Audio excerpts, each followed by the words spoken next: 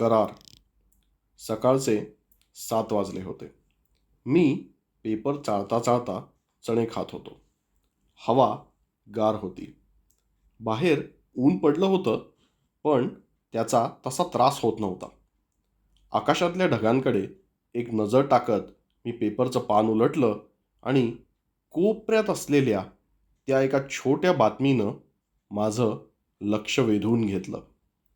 बातमी होती भूकंप झाल्याची. इथे जवळपास नाही, महाराष्ट्रातही नाही, भारतात देखील नाही. भूकंप झाला होता तिथे. तिथे बघता बघता मी कालप्रवाहात मागे गेलो. सगळं सगळं पुन्हा आठवलं. माझ्या मते 3 वर्ष झाली असतील. तो प्रकार आणि तेव्हा आलेला अनुभव मी विसरणं अशक्य आहे. त्या दिवशी आभाळ भरून आलं होतं. सकाळचे 8 वाजले होते, तरी दिवे लावून बसायची वेळ आली होती. काकासाहेब त्यांची पूजा करत होते आणि तेवढ्यात दारावरची बेल वाजली. मी जाऊन दार उघडलं. एक 30च्या वयोगटात असलेला तरुण दारात उभा होता. तो कुठल्या तरी तणावाखाली असल्याचं जाणवत होतं. त्याचा पोशाख बघता तो मोठ्या हुद्द्यावर असावा असं माझं मत झालं. काकासाहेब इथेच राहतात ना? त्यानं विचारलं. हो, त्यांना भेटता आलं तर बरं होईल. मी अगदी बुडायला आलोय, तो त्रासलेल्या आवाजात बोलला. हो हो, या की. आहेत काकासाहेब घरी, असं म्हणत मी त्याला आत येऊन खुर्चीवर बसायचा इशारा केला. जरा इकडे तिकडे बघत बघत त्याने रुमालाने घाम पुसला आणि काकासाहेब बाहेर येताच तो ताडकन उठला आणि त्याने हात जोडून काकासाहेबांना नमस्कार केला. काकासाहेबांनी त्याला बसायला सांगितलं आणि तेही त्यांच्या नेहमीच्या खुर्चीत येऊन बसले. हं, तर सांगा, कोण तुम्ही आणि काय झालंय? काकासाहेब म्हणाले. काकासाहेब, मी शार्दूल. मी पार अडकलोय हो. मला वाचवा. हवे तेवढे पैसे घ्या, पण मला वाचवा. त्याचा आवाज रडवेला झाला होता. अरे शार्दूल, नीट सविस्तर सांग जरा. नेमकं काय झालंय? काकासाहेब म्हणाले. तो तो तो तो इथेही रात्री येतो आणि त्याची ताकद आता वाढत चालली आहे. त्याने तर रॉकीलाही सोडलं नाही. माझ्या डोळ्यासमोर त्याने रॉकीला. या सगळ्यात त्या गरीब जीवाची काय चूक होती? तो घाईघाईत सांगत होता आणि म्हणून थोडा गोंधळला होता. कोण येतं रात्री? हे बघा, नीट सांगा. काकासाहेबांना बरीच कामं असतात. उगाच वेळ दौडू नका. मी जरा चिडूनच बोललो. काकासाहेबांनी मला हाताने शांत राहायची खूण केली.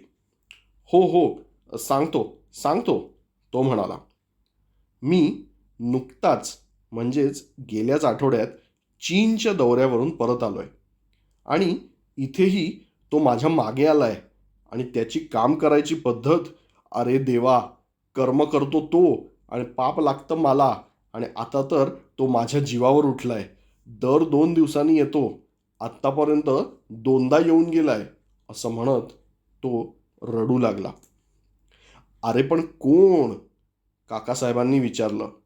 त्याचं त्याचं नाव मला माहीत नाही, पण तो एक छोटा दानव आहे. म्हणजे सुरुवातीला धूर येतो, त्याची आकृती हळूहळू साकारली जाते आणि बघता बघता तो मोठा होतो. त्याचं डोकं खोलीच्या छताला लागतं आणि मग तो वरून जेव्हा खाली आपल्याकडे बघतो ना, किडा किडा असल्यासारखं वाटतं हो, तो सांगत होता. त्याचा आवाज कापरा झाला होता. काकासाहेबांनी सगळं ऐकून घेतलं. ते आता शांत झाले होते. काही मिनिटं कोणीच काहीच बोललं नाही. ही शांतता मला जरा विचित्र वाटली. काकासाहेबांनी त्याला विचारलं. बोटाला काय लागलं?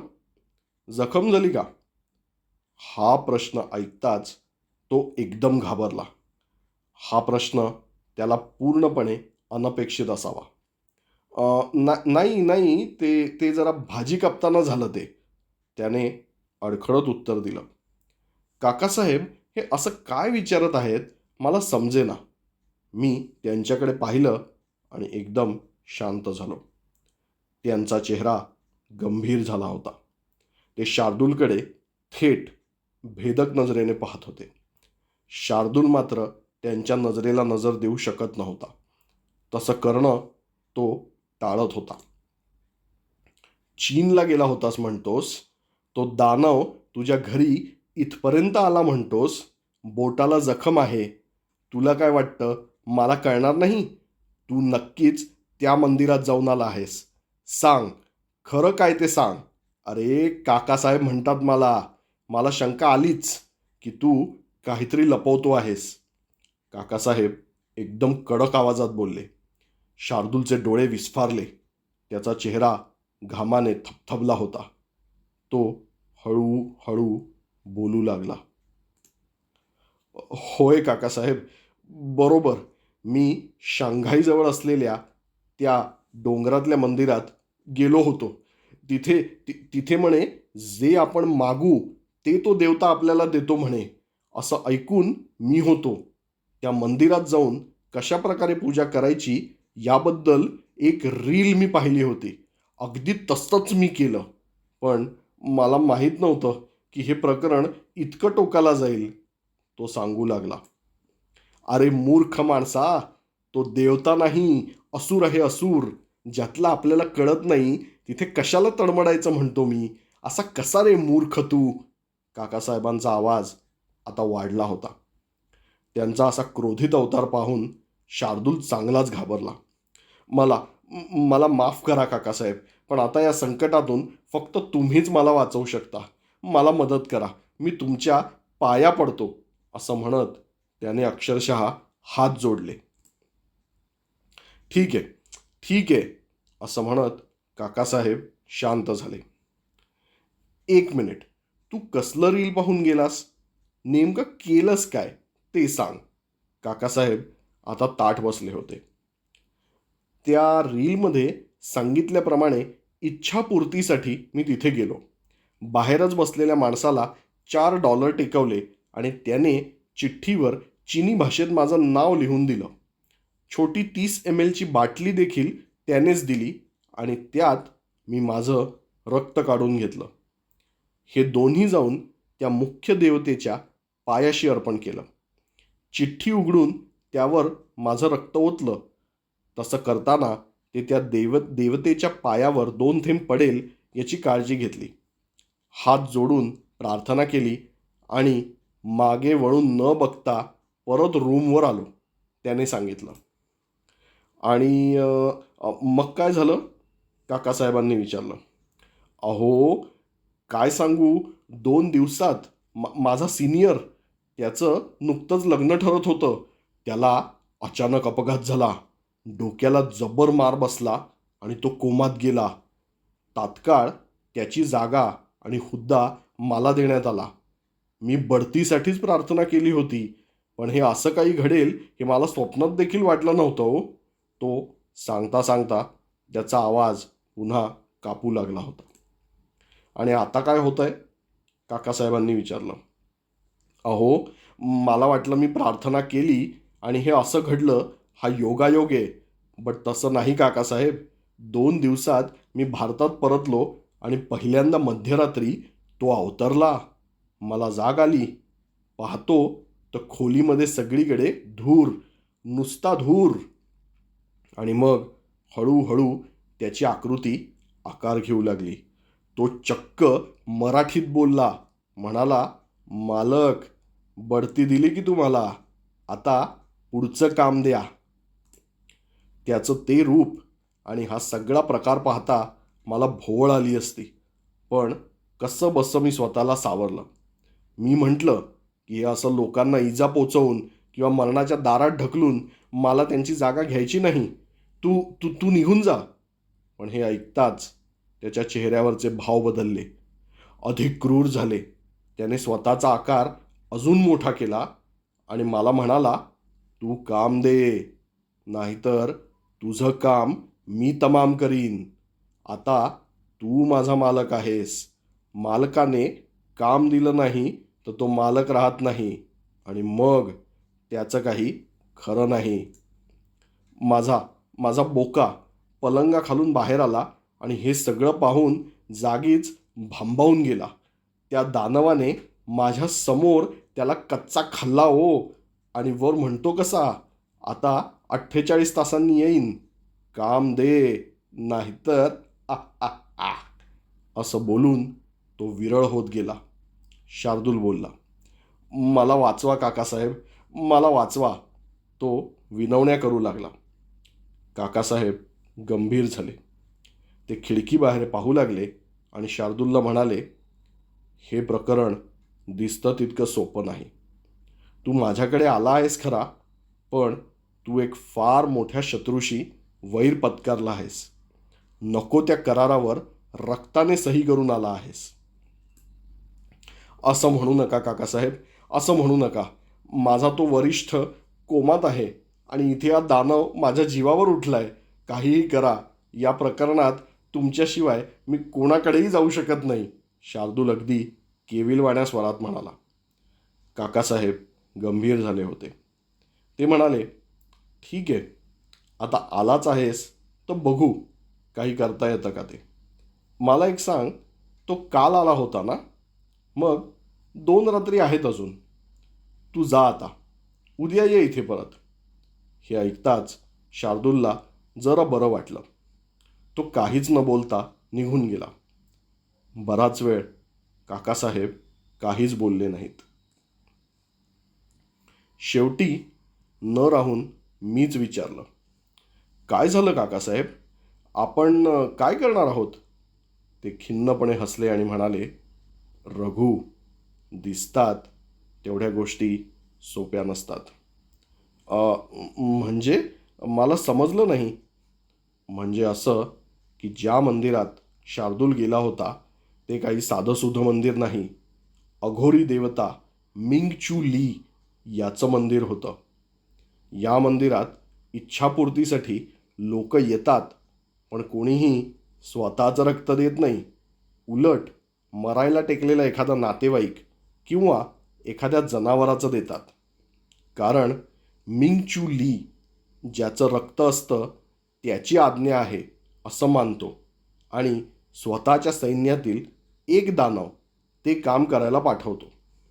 आता काम झालं की तो दानव ज्याचं रक्त असतं त्याच्याकडे पुढचं काम मागायला जातो. जनावर असेल तर तो त्याचा प्राण घेतो आणि मरायला टेकलेला कोणी असेल तर तो काही दिवसात मरण पावतो. मग तो दानव पुन्हा मिंग चू लीच्या शरणात येतो आणि नवीन मालकाचं बोलावणं येईपर्यंत शांत राहतो. आता कोणती रील का व्हिडिओ बघून शार्दूल गेला ते ठाऊक नाही, पण अर्धवट ज्ञान हे जीव घेणं कसं ठरू शकतं याचं हे उदाहरण. या गाढवाने स्वतःचं रक्त दिलंय, त्यामुळे तो आता त्या दानवाचा मालक झालाय. काम दिलं तर तो दानव पापकृत्य करून ते काम पूर्ण करतो आणि काम नाही दिलं तर थेट मालकाचे प्राण घेतो. आता शार्दूलकडे दोन्ही पर्याय असे असतील तर त्याने काय करावं? काकासाहेब म्हणाले. हा सगळा प्रकार ऐकून माझ्या डोक्याला मुंग्या आल्या. किती गुंतागुंतीचं विश्व आपल्या आजूबाजूला असतं याची जाणीव झाली. पण मग आता तुम्ही काय करणार आहात? त्या दानवाला थेट आव्हान द्यायचं? मी विचारलं. रघु, या चिनी दानवाशी मी लढू शकत नाही. तो खूप प्राचीन आहे आणि शक्तिशाली सुद्धा, ते म्हणाले. काय? मग आता? मी तिकडेच उभं राहून विचारलं. मला थोडा वेळ दे, विचार करू दे मला, असं सांगून काकासाहेब त्यांच्या खोलीत निघून गेले. मी तिथेच थांबून त्यांच्या जाणाऱ्या आकृतीकडे पाहत राहिलो.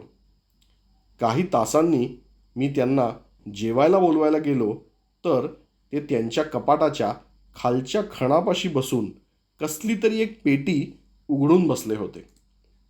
मी पुढे गेलो तर मला दिसलं की त्या पेटीत 3 मणी होते. मोठे होते. त्यातला एक निळा होता, एक हिरवा होता, तर एक काळा होता. मला पाहताच त्यांनी ती पेटी पुढे करून मला दाखवली आणि मी काही विचारणार त्याआधीच ते बोलले, "फक्त बघ." कुठून, कसं, किती किंवा काहीही विचारू नकोस. जास्त तपशील सांगण्याची मला परवानगी नाही.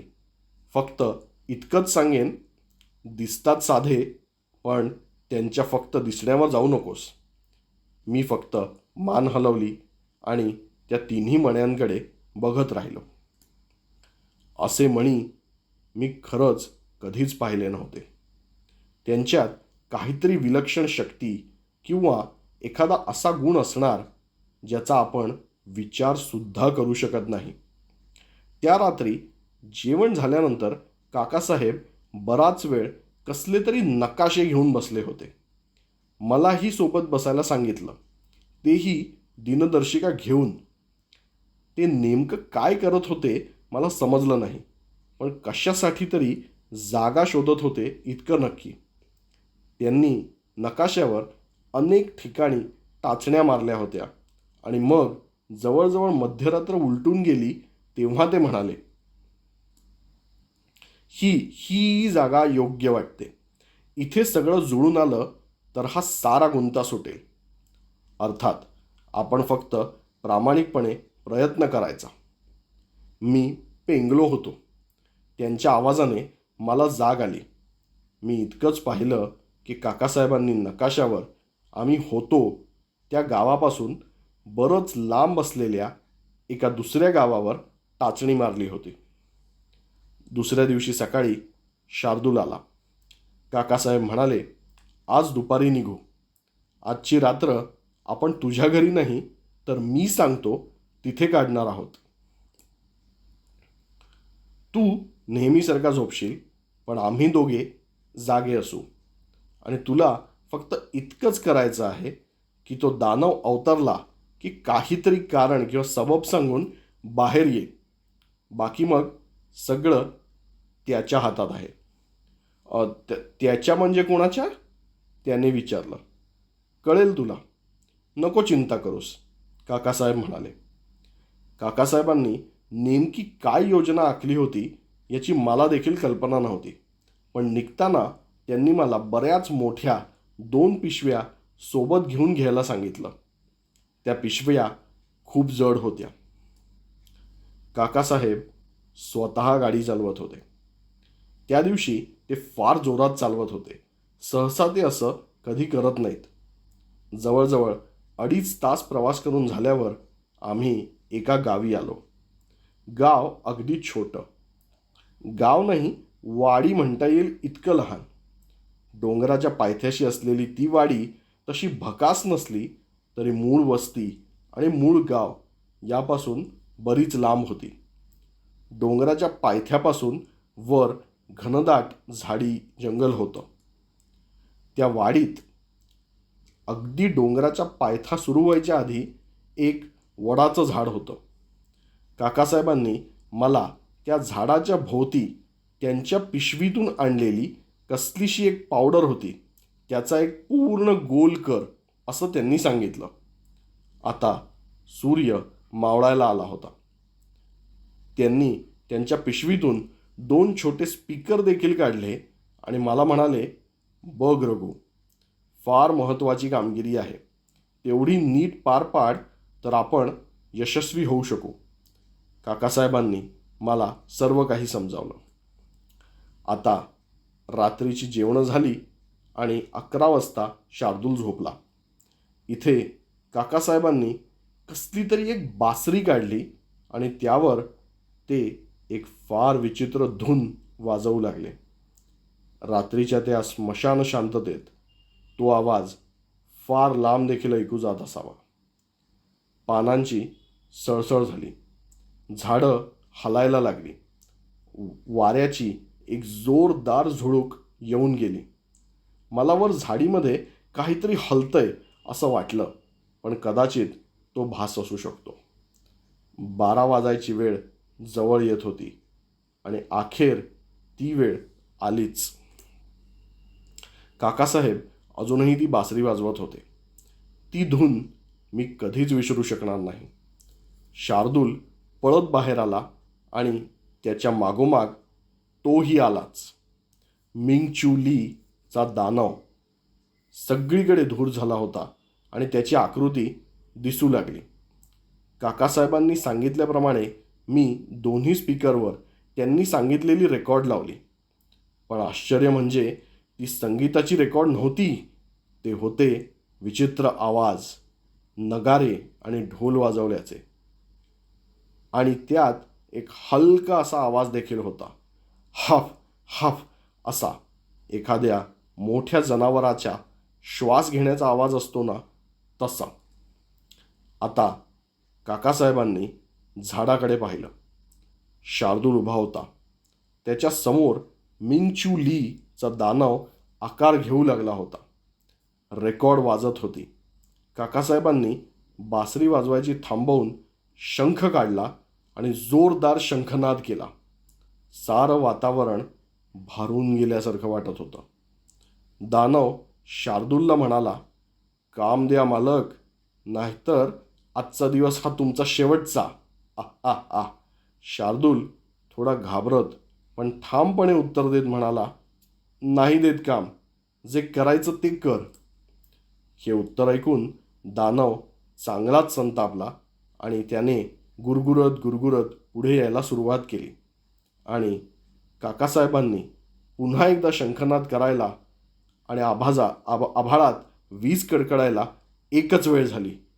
तो दानव शार्दूलवर झेप घेणार इतक्यात मागून झाडीमध्ये काहीतरी मोठी हालचाल झाली आणि जोरदार ओरडत तो महाप्रचंड आकार समोर आला.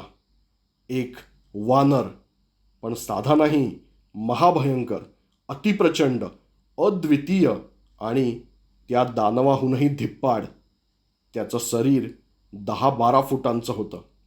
डोळ्यात अंगार आणि शक्ती विचाराल तर इतकी की त्याने जमिनीवर मूठ आपटून एकदा गर्जना केली तर पायाखालची जमीन हादरून गेली. तो विशाल आकार आणि त्याचं ते रूप पाहून मी नकळत हात जोडले. तर हा होता काकासाहेबांच्या योजनेचा नायक. तो दानव आता चवताळला आणि त्याने त्याची सगळी शक्ती एकवटली. पण काही केल्या त्याला त्याचा आकार वाढवता येईना.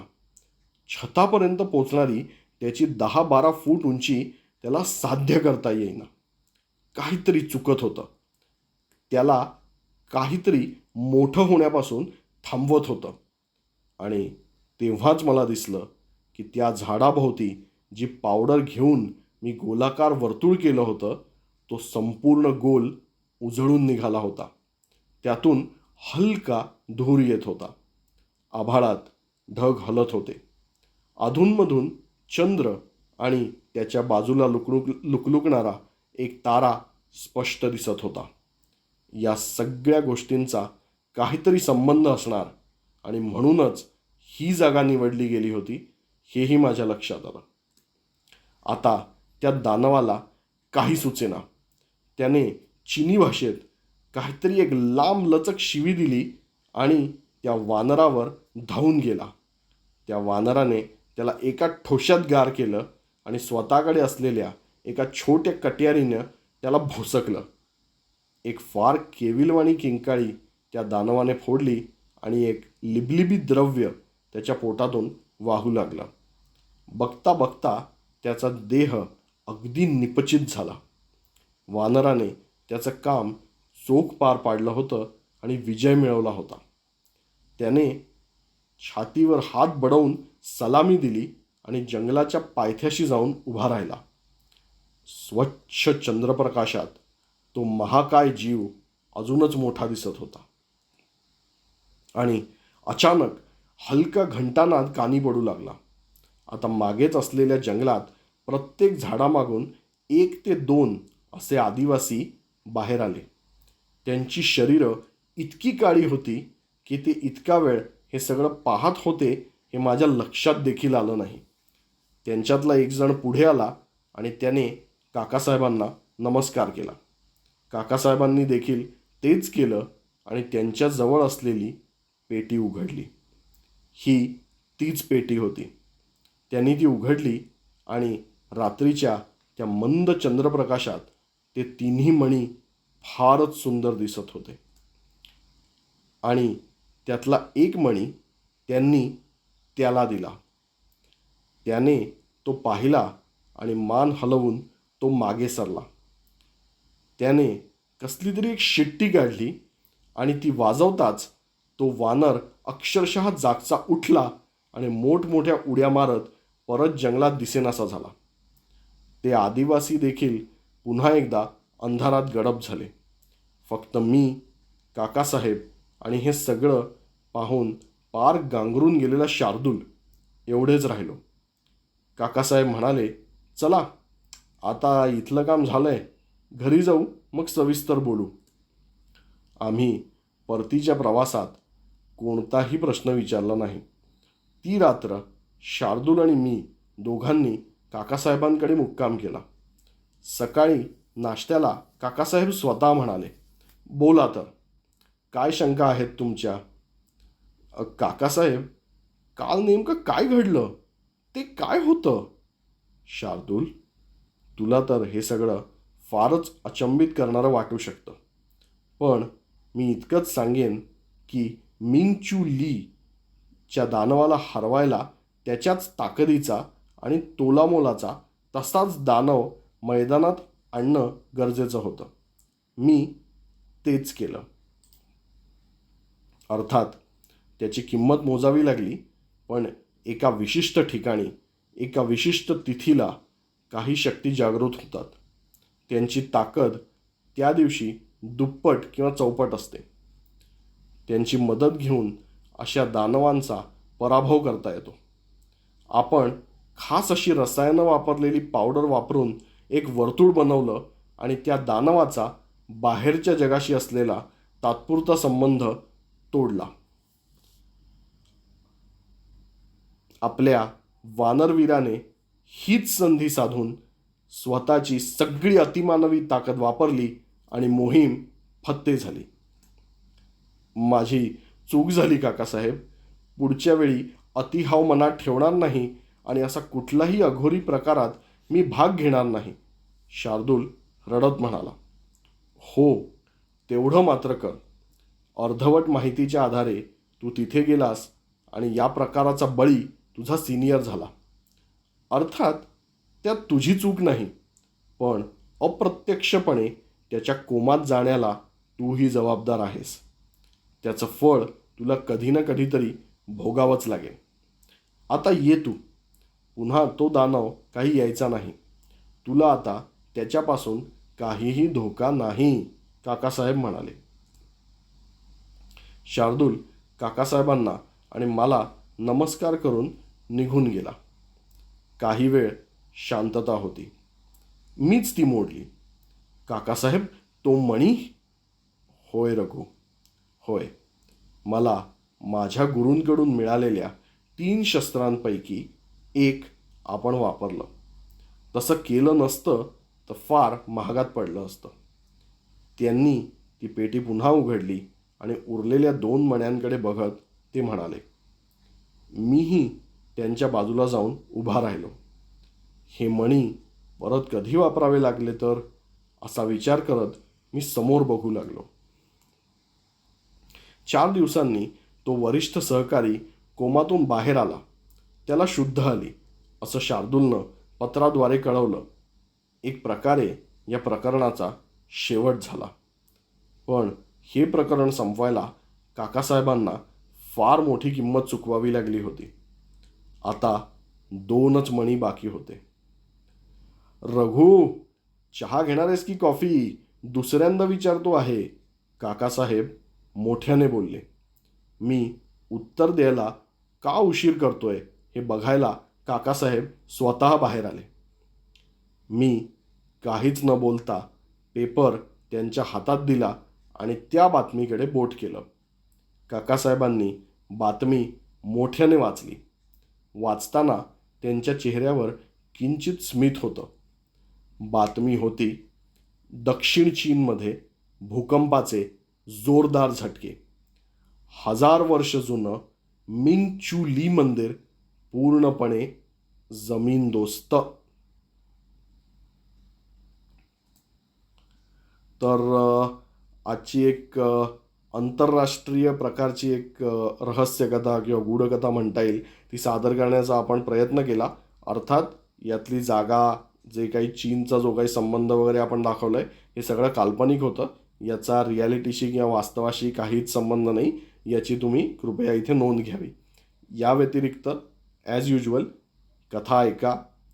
तुमचे जे कोण ओळखीचे आजूबाजूला असतील, ज्यांना तुम्हाला असं वाटतंय की या टाईपचा कॉन्टेंट ते एन्जॉय करतील, त्यांना आवर्जून आपलं जे चॅनल आहे ते नक्कीच शेअर करा. प्लस या कथेमध्ये तुम्हाला काय आवडलं, काय नाही आवडलं जरूर कॉमेंट करा. तुमची जर स्पेसिफिक एखादी इच्छा असेल की तुम्हाला जर माहिती आहे की अरे ओके या देशामध्ये असं असतं किंवा दुसऱ्या एखाद्या देशामध्ये सो अँड सो काही एक अर्बन लेजंड असतो किंवा काही क्रिपी गोष्टी असतात, तर तुम्ही त्याही कॉमेंट करू शकता.